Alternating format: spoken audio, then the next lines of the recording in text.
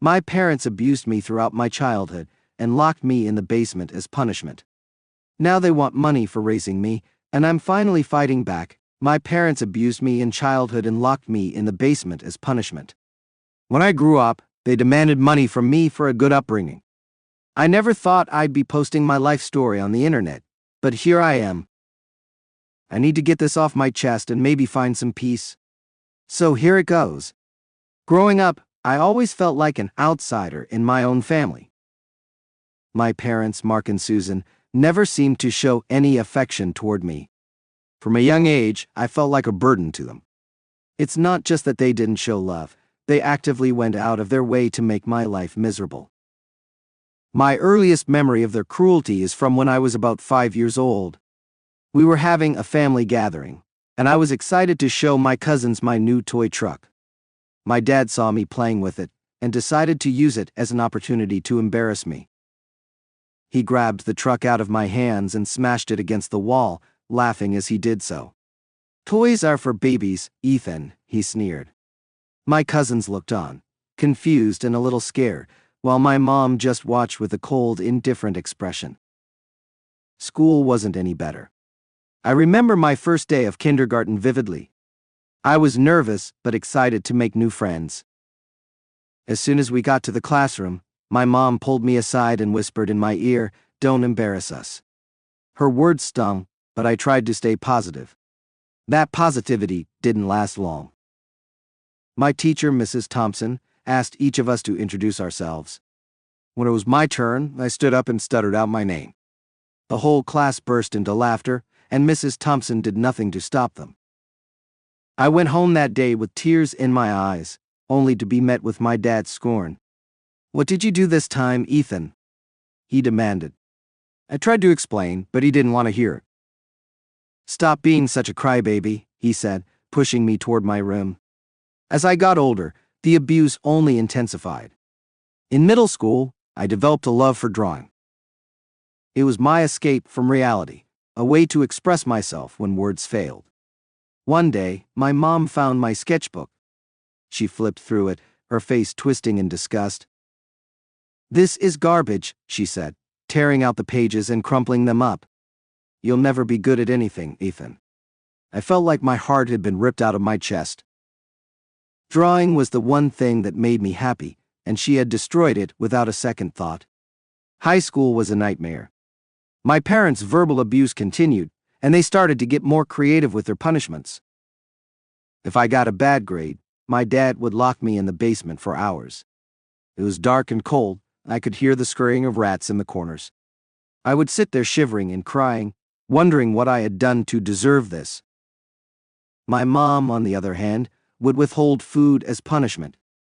There were days when I would go to bed with a gnawing hunger in my stomach because I had forgotten to do a chore or had talked back to her. School wasn't a safe haven either. The bullying I faced from my classmates was relentless. They picked up on my low self-esteem and used it against me. I was called every name in the book: loser, freak, weirdo. It would push me around in the hallways, knock my books out of my hands, and laugh as I scrambled to pick them up. The teachers turned a blind eye, and I was too scared to speak up. I didn't want to give my parents another reason to punish me. One incident stands out in my mind. I was in 10th grade, and we had a group project for science class. I was paired with 3 of the most popular kids in school: Jason, Mike, and Lisa. From the start, they made it clear that they didn't want me in their group. "Just stay out of our way, Ethan," Jason said. "We don't need you screwing this up." I tried to contribute, but every suggestion I made was shot down. When it came time to present the project, they didn't even let me speak. After class, I overheard them talking to Mrs. Carter, our science teacher. "Ethan didn't do anything," Lisa said. "We did all the work." Mrs. Carter nodded, and I knew I was in for it when I got home. My dad was waiting for me at the door, his face red with anger. "Why didn't you do your part?" he shouted. Before I could explain, he slapped me across the face. "You're worthless," he spat. I spent that night in the basement crying myself to sleep. When I finally graduated high school, I thought things would get better. I was accepted into a university a few hours away, and I saw it as my chance to escape. but the damage had already been done. My parents' voices were always in the back of my mind, telling me I wasn't good enough. I struggled with my classes, constantly doubting myself. Making friends was nearly impossible. I was so used to being isolated that I didn't know how to connect with people. I kept to myself, spending most of my time in my dorm room, drawing and trying to block out the memories of my childhood. One day, I got a call from my mom. She never called unless it was to criticize me, so I hesitated before answering. "What do you want?" I asked, my voice shaking. "Your father and I are coming to visit," she said. "We need to talk." My heart sank. I knew this wasn't going to be a pleasant visit. When they arrived, they didn't even bother with pleasantries. "You're failing, aren't you?" my dad said, his voice dripping with contempt. I tried to defend myself, but he wouldn't listen. "We didn't raise you to be a failure," my mom added. "You're an embarrassment to this family." It left me feeling more defeated than ever. The final straw came during my second year of university. I'd started seeing a therapist, hoping to work through my issues. Dr. Reynolds was kind and understanding, and for the first time I felt like someone was on my side. But when my parents found out, they were furious. "You're wasting your money on therapy," my dad yelled over the phone. "We didn't raise you to be weak," my mom said. I tried to explain that I needed help, but they wouldn't hear it. "You're just looking for attention," my dad said. "Get your act together, Ethan." I was at my breaking point. I felt like I had no one to turn to, no way out. One night I sat in my dorm room, staring at a bottle of pills. I thought about ending it all, about finally escaping the pain. But something stopped me. I thought about Dr. Reynolds, about the progress I had made. I couldn't let my parents win. I couldn't let them destroy me completely. Instead, I made a plan. I would cut off all contact with them. It was the hardest decision I had ever made, but I knew it was the only way to save myself. I changed my phone number, blocked them on social media, and moved to a different dorm.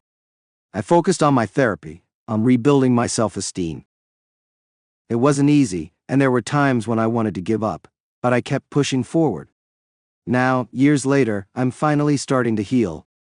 I've graduated from university, found a job I love, and made friends who support me. I still have bad days, days when the memories come rushing back, but I'm learning to cope. Writing this all down has been therapeutic, and I hope it helps someone else who might be going through something similar.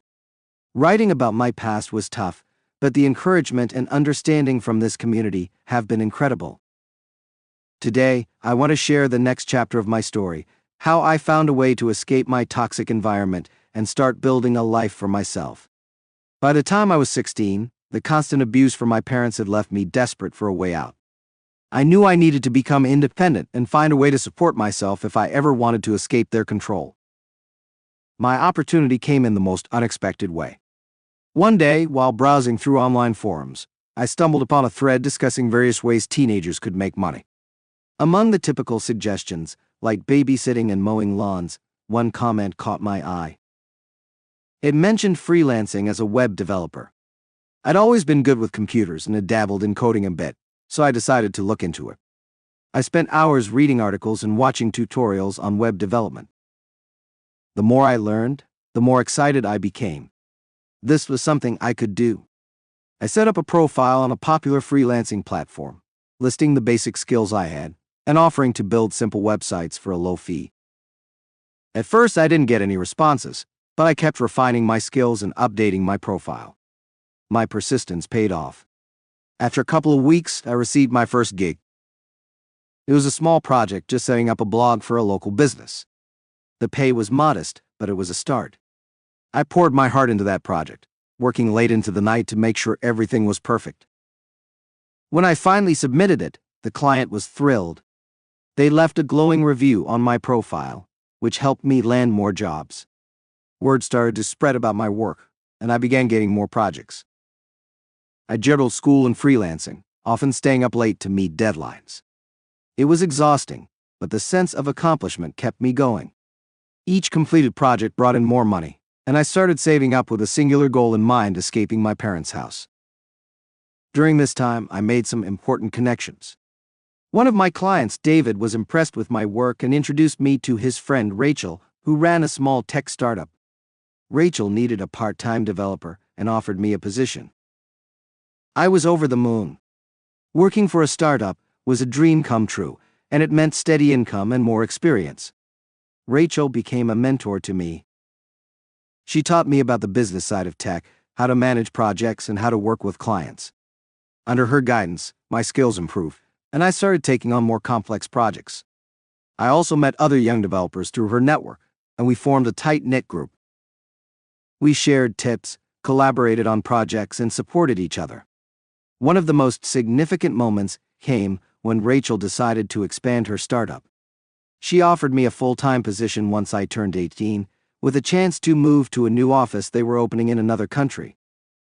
This was my ticket out. I worked harder than ever, saving every penny I earned. I was determined to be ready when the time came. During this period, my parents noticed the changes. They saw the money I was making and the time I was spending on my computer, but they didn't understand what I was doing. They assumed I was just wasting time online. My dad would often mock me, saying, "You think you're going to get rich playing on that computer?" I didn't care. I knew what I was working towards. The day I turned 18, I left without looking back. I had saved up enough money to cover my travel expenses and have a safety net for the first few months. Rachel helped me with the paperwork and relocation process. It was a whirlwind, but I felt a sense of freedom I had never experienced before. Moving to a new country was both exhilarating and terrifying. I had to adapt to a new culture, find a place to live, and settle into my new job. The first few weeks were a blur of activity. I rented a small apartment close to the office and immersed myself in work. The team at the new office was welcoming, and I quickly found my place among them. One of the first projects I worked on was a major upgrade for one of our clients, a large retail chain. The project was challenging, but I was determined to prove myself. I spent long hours coding, testing, and debugging. There were moments of frustration when things didn't go as planned, but I kept pushing through. When we finally launched the upgrade, the client was thrilled with the results. It was a huge success for the company and a personal victory for me. As I settled into my new life, I started exploring the city.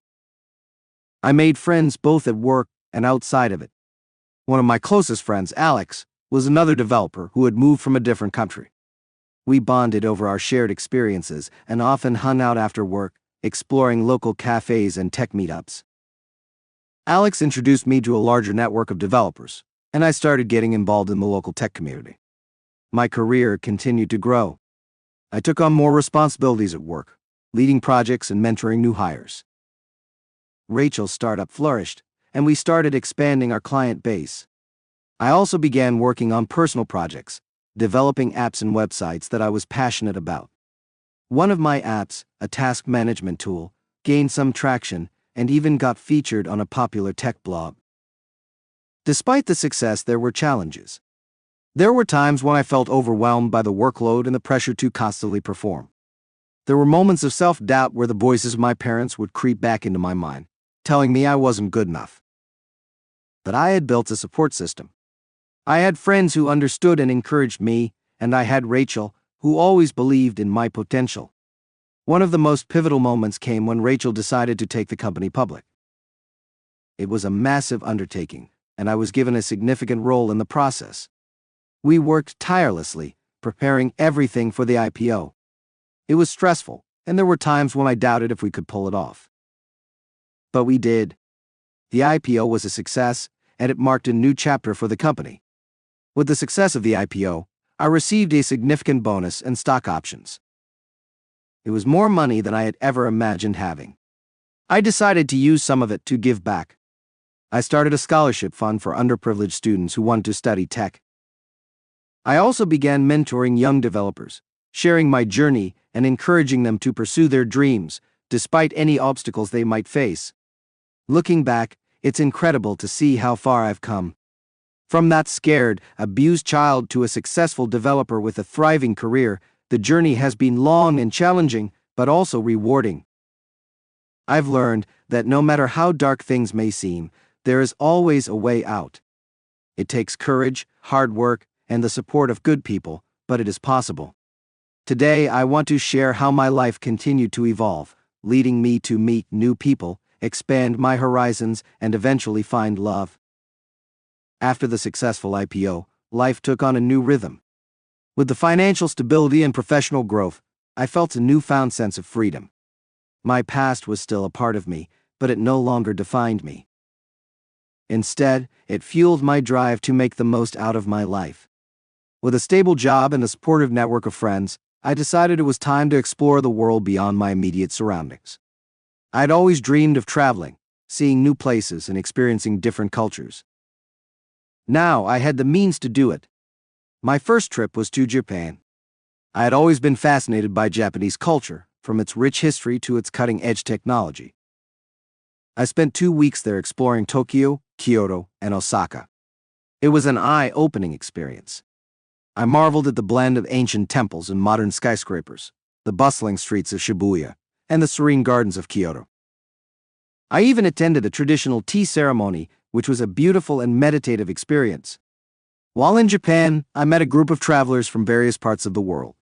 We bonded over our shared love of adventure and curiosity. There was Emily, a spirited artist from Australia, Carlos, a tech enthusiast from Spain, and Priya, a journalist from India. We spent several days exploring together, and those friendships turned into long-lasting connections. We kept in touch, planning future trips and sharing our experiences. It was on one of these trips, a year later in Italy, that I met Mia. We were in Florence, and I was visiting the Uffizi Gallery, mesmerized by the art. As I stood in front of Botticelli's The Birth of Venus, I noticed a woman sketching the painting with incredible detail. Her concentration was intense, her movements graceful. I was captivated by her talent and found myself inching closer to see her work better. Mia was a freelance illustrator from Germany, traveling through Italy for inspiration. We struck up a conversation about art and quickly realized we had a lot in common. We spent the rest of the day exploring Florence together, talking about our lives, dreams, and passions. There was an immediate connection, something deep and genuine. Our friendship blossomed into something more over the next few months.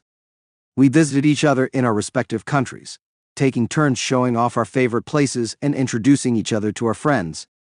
Our bond grew stronger with each visit. Mia's warmth, creativity, and kindness were like a balm to my soul. She understood my past without judgment and embraced me for who I was. I remember the day I knew I was in love with her. We were in Berlin, her hometown, walking through the Christmas market at Gendarmenmarkt. The air was crisp, the smell of mulled wine and gingerbread filling the air. We held hands, our breaths visible in the cold night. As we stood in front of a beautifully decorated Christmas tree, she turned to me with a smile that melted my heart. In that moment, I knew I wanted to spend the rest of my life with her. Our relationship continued to deepen. Mia decided to move to my city and we found a cozy apartment together. Living together was a new adventure. We learned each other's quirks, habits, and routines. We cooked meals together, decorated our home, and supported each other through the ups and downs of life. It wasn't always perfect, but it was always filled with love and respect. One summer, we decided to take a road trip across the United States. It was something we had both always wanted to do, and it turned out to be one of the most memorable experiences of our lives. We started on the East Coast, visiting cities like New York, Washington, D.C., and Charleston. We then made our way through the South, exploring the vibrant music scene in Nashville and the rich history of New Orleans. We had our fair share of adventures and misadventures. In New Orleans, our car broke down in the middle of nowhere. We were stranded for hours, waiting for a tow truck. It was a stressful situation, but we made the best of it, laughing and telling stories to pass the time. When we finally got back on the road, we were more grateful than ever for the simple things. As we traveled, we met countless interesting people. There was a retired couple in Savannah who shared their stories of traveling the world, a group of musicians in Austin who invited us to a private jam session, and a park ranger in the Grand Canyon who gave us a personalized tour. Each encounter enriched our journey, making it more meaningful and unforgettable. The pinnacle of our trip was reaching the West Coast. Standing on the beach in California, watching the sunset over the Pacific Ocean, I felt an overwhelming sense of gratitude for the life I had built and the people I had met along the way. It was there, with the sound of the waves crashing in the background, that I proposed to Mia. She said yes, tears of joy streaming down her face. Our wedding was a small, intimate affair. We invited only our closest friends and family. It took place in a beautiful garden in Tuscany, surrounded by olive trees and vineyards. Emily, Carlos, and Priya were there, along with our families and a few friends from work. It was a day filled with love, laughter, and joy. After the wedding, we settled back into our lives, but things were different now.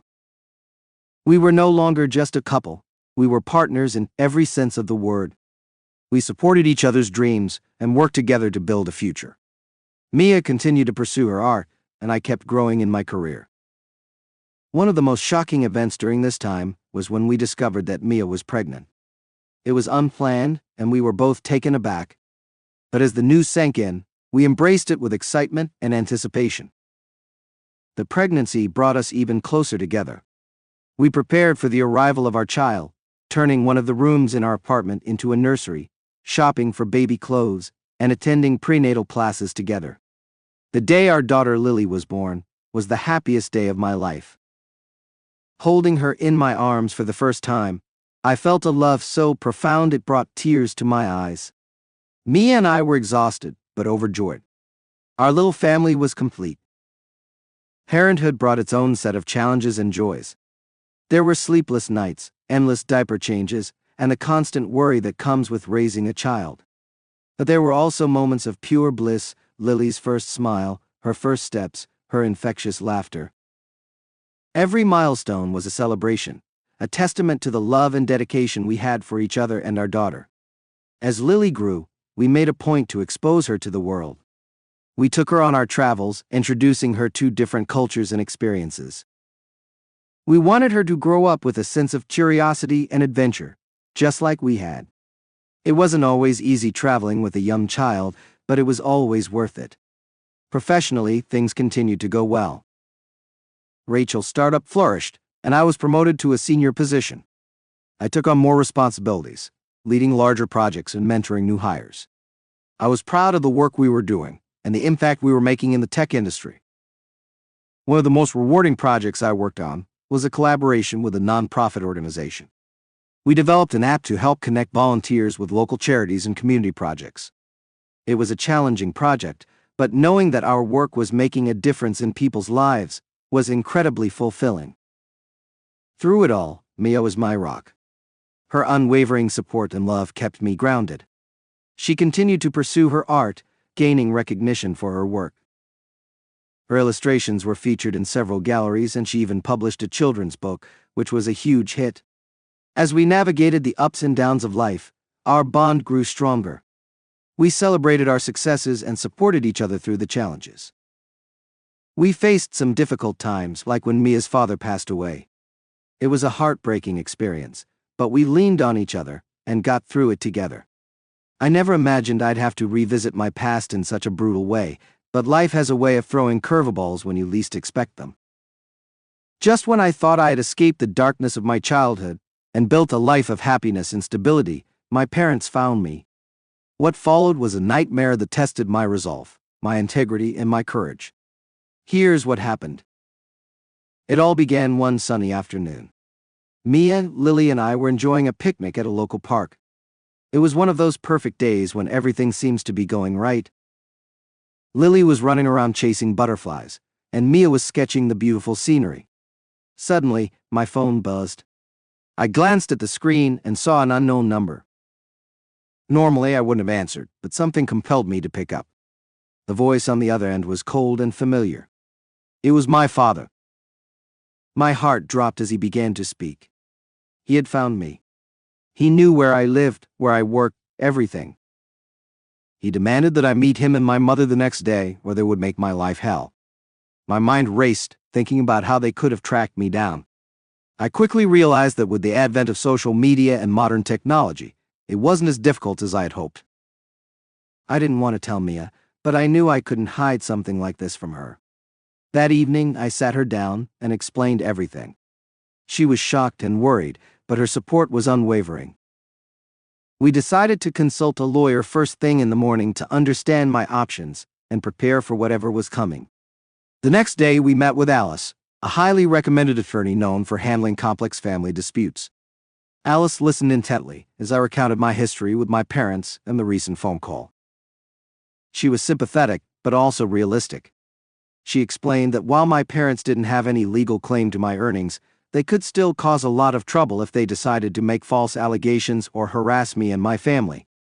Alice advised that we document everything and prepare for the worst. She suggested filing a restraining order if my parents continued their threats and harassment. Feeling somewhat reassured but still anxious, I agreed to meet my parents in a public place, with Alice nearby just in case things got out of hand. The meeting was set for a small cafe downtown. I arrived early, hoping to gather my thoughts and stay calm. My parents walked in a few minutes later, their faces twisted with anger and entitlement. They didn't waste any time. My father accused me of abandoning them and demanded that I start sending them money regularly. My mother chimed in, claiming they had supported me all my life and it was time for me to pay them back.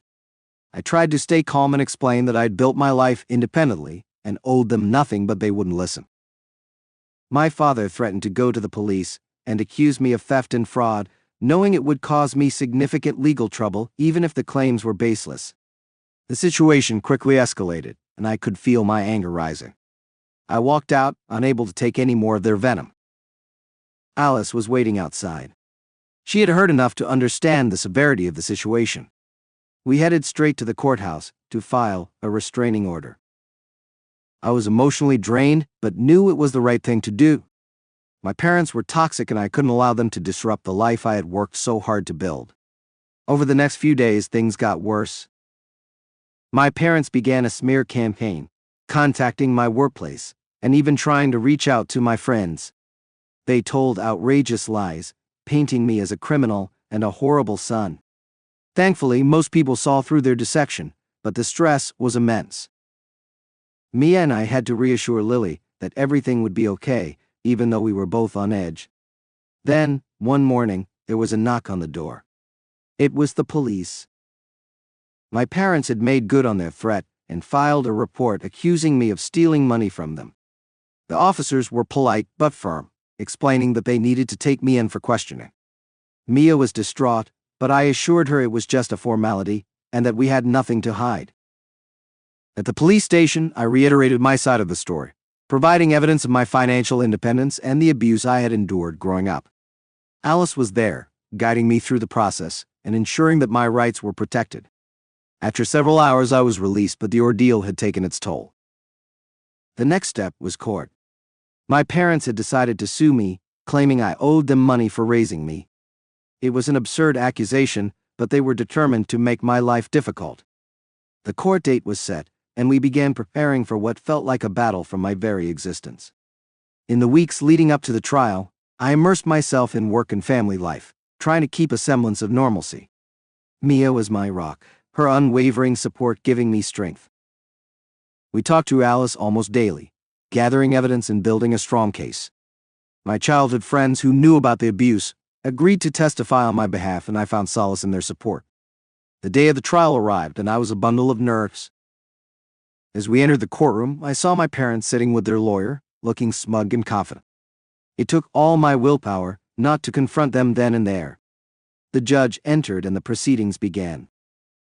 My parents' lawyer painted a picture of loving parents who had sacrificed everything for their ungrateful son. It was hard to listen to, but I knew our turn would come.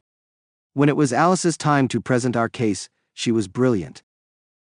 She laid out the history of abuse, presented evidence of my financial independence, and called witnesses who corroborated my story.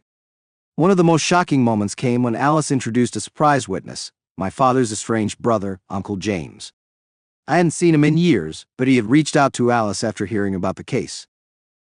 He testified about my parents' neglect and abuse, adding credibility to our claims. It was a powerful moment that shifted the courtroom's atmosphere. The trial dragged on for days. Each evening I returned home exhausted, but Mia and Lily's presence kept me going. Finally, It was time for the judge to make a decision. The courtroom was tense as we awaited the verdict.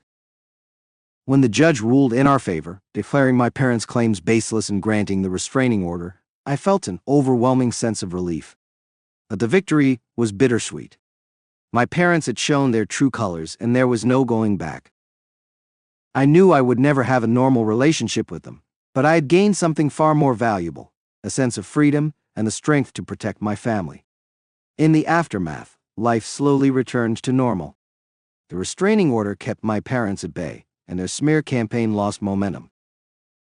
My reputation was intact, thanks to the support of my friends, colleagues, and most importantly, Mia. We decided to move to a new city, seeking a fresh start away from the shadows of my past. Our new home was a charming house in a quiet neighborhood. It was a place where we could build new memories and focus on our future. Mia and I continued to thrive in our careers, and Lily adapted well to her new school, making friends and enjoying her childhood. One unexpected but welcome outcome of the trial was reconnecting with Uncle James. He had distanced himself from the family years ago due to my parents' toxic behavior, but the trial brought us back together. He became a positive influence in our lives, offering support and guidance. His presence was a reminder that not all family bonds are destructive. As the years passed, I continued to grow both personally and professionally. I expanded my freelance business, taking on larger projects, and even starting my own tech consultancy. Mia's art career flourished, and she held exhibitions in several major cities. We traveled often, both for work and leisure, and made it a point to expose Lily to as many cultures and experiences as possible.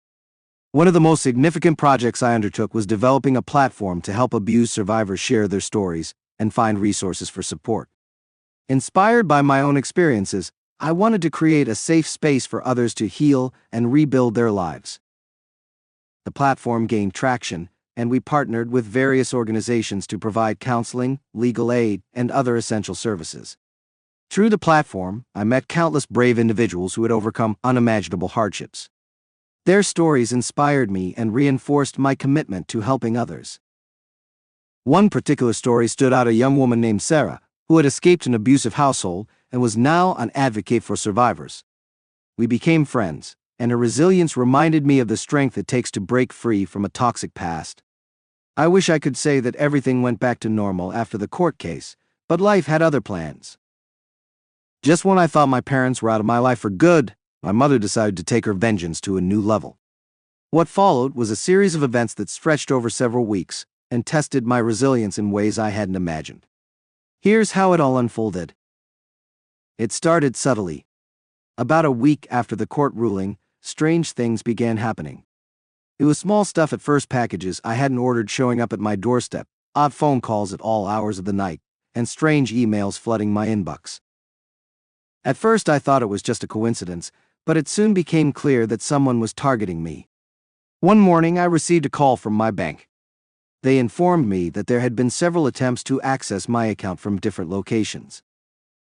Thankfully, they had flagged the activity as suspicious and temporarily froze my account.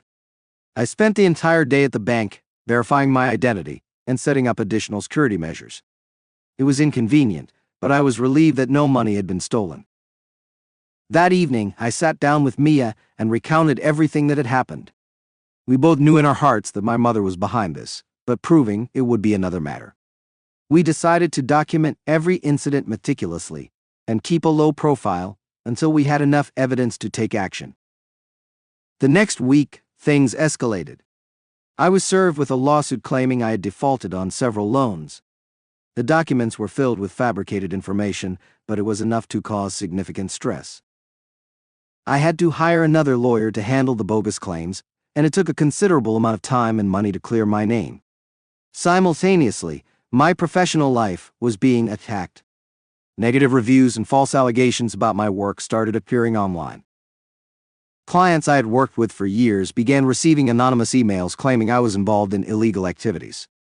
It was damaging to my reputation and affected my business. I spent countless hours reaching out to clients, reassuring them, and working to remove the false information from the internet. Mia and I were also subjected to a barrage of harassing phone calls and messages. Some were from unknown numbers filled with threats and vile language. Others were more insidious, pretending to be friends or colleagues to extract information. We changed our phone numbers, but the calls continued. It felt like we were under siege. One of the most shocking incidents happened when Mia's art gallery was vandalized. She had an exhibition coming up, and someone broke in, destroying several of her pieces and leaving threatening messages on the walls. The police were called, and a report was filed, but there were no immediate leads. The emotional toll on Mia was immense, and I felt a deep sense of guilt for dragging her into this nightmare. We installed security cameras around our home and took additional precautions. But the attacks continued. One night while we were sleeping, someone threw a brick through our living room window. Attached to it was a note filled with hateful words and promising more violence if we didn't comply with their demands. The fear for our safety grew, and we knew we had to take more drastic measures. We decided to temporarily relocate. With the help of Alice, our attorney, we arranged for a safe house in a different city. It was a difficult decision, especially for Lily, who had to leave her school and friends behind. But our priority was keeping our family safe. We moved under the cover of night, hoping to evade any prying eyes. While at the safe house, I continued to work with Alice to gather evidence. We hired a private investigator to look into the harassment and gather any proof that could link my mother to the attacks. The investigator, Mark, was experienced and resourceful. He started digging into my parents' activities and connections, looking for any clues. Weeks passed and the situation remained tense. We were constantly on edge, but there was a glimmer of hope when Mark discovered something significant. He found a series of encrypted emails between my mother and several individuals known for their involvement in illegal activities. These emails detailed plans to harass and intimidate me, confirming our suspicions. With this evidence, Alice filed for a restraining order against my mother and began preparing a criminal case. However, my mother wasn't going down without a fight. She retaliated by trying to discredit me in every possible way. She contacted news outlets, spreading lies about my past and portraying herself as the victim. The media picked up the story, and for a while it felt like the world was against me. We decided to take control of the narrative. I agreed to do an interview with a reputable journalist who specialized in exposing the truth behind sensational stories. In the interview, I shared my journey from the abuse I endured as a child to the recent harassment by my mother. I provided evidence and witnesses to corroborate my story. The interview was powerful and garnered a lot of sympathy from the public. Public opinion began to shift in our favor, but the battle was far from over. My mother continued to escalate her tactics, and the tension reached a boiling point when she attempted to kidnap Lily. One afternoon while Mia was picking Lily up from school, a car pulled up and two men tried to force Lily into the vehicle. Mia fought them off, screaming for help, and several bystanders intervened, causing the men to flee. The police arrived quickly and Mia and Lily were unharmed, but the trauma was deep. This incident was the final straw. The police intensified their investigation, and the pressure on my mother mounted. With the help of Mark, the private investigator, and Alice, we provided the police with enough evidence to arrest my mother and her accomplices. The legal process was long and arduous, but the day finally came when my mother was taken into custody. The trial was a media spectacle. My mother tried to paint herself as a loving parent driven to desperation by an ungrateful son, but the evidence against her was overwhelming. Witness after witness testified to her abusive behavior and the harassment campaign she had orchestrated. The encrypted emails and the attempted kidnapping were damning pieces of evidence. The judge ruled in our favor and my mother was sentenced to several years in prison. Her accomplices received similar sentences. It was a bittersweet victory. While I was relieved that the immediate threat was gone, the emotional scars remained. The betrayal by my own mother was a heavy burden to bear, but I was determined to move forward. We decided to make a fresh start. We sold our house and moved to a different city, far away from the memories of the past. Mia and I focused on rebuilding our lives and providing a stable, loving environment for Lily. We sought therapy to help us heal from the trauma and found solace in each other's support. In our new city, we built a community of friends who became like family. Mia continued her art career, and I expanded my tech consultancy business. We became involved in local charities and community projects, using our experiences to help others facing similar struggles. One of the most rewarding initiatives we started was a support group for survivors of family abuse. We provided a safe space for people to share their stories, find resources, and support each other. The group grew rapidly, and we partnered with organizations to offer legal aid, counseling, and financial assistance to those in need.